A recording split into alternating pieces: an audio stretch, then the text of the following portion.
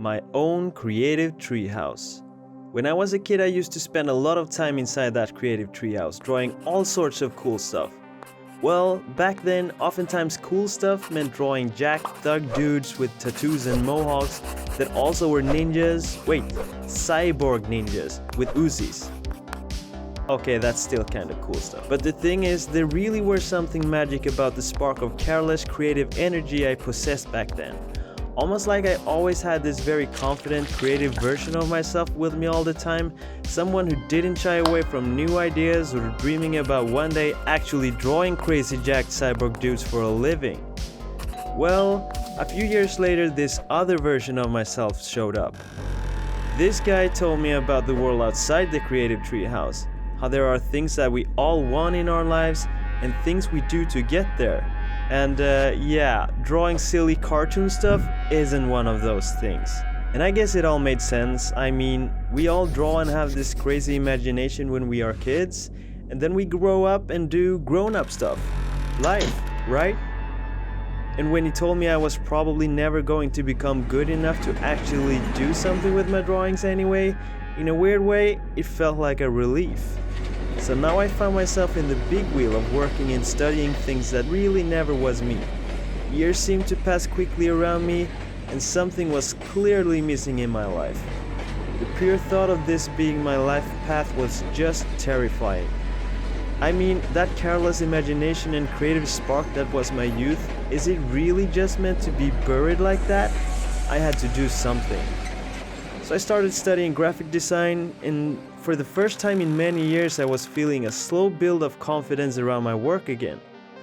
Well, that didn't last too long, as the teacher I really looked up to told me how my comic bookish style and weird animations essentially was a waste of time, and that I would do much better completely shifting my focus to a more industry-oriented form of design.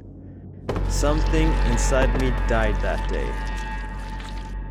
And the most ugly part of it is that in all the misery I once again felt a relief. I mean, why try hard when it's all pointless anyway? So I finished design school and got a job sort of in my area, but was mostly just confused with no real direction. And before I knew it, I was in a place I didn't feel I belonged. I was in the big wheel, and years seemed to move quickly around. Wait, we've been here before, haven't we? The realization that I was moving in circles wasn't fun, but it sure as hell was a healthy wake-up call, because that's when it hit me, that it's really only one way to do this, and that's by being true to my own creative self. And from that point, everything changed.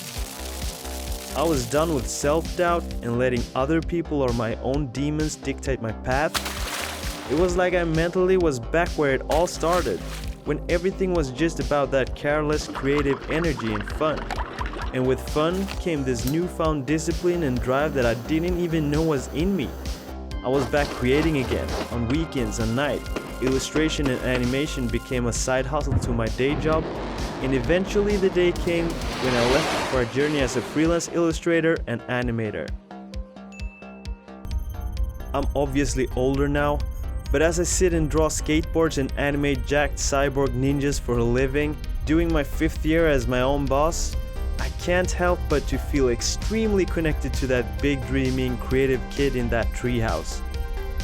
The creative skull is my logo, it's the symbol of my spark, and I will carry it with me forever.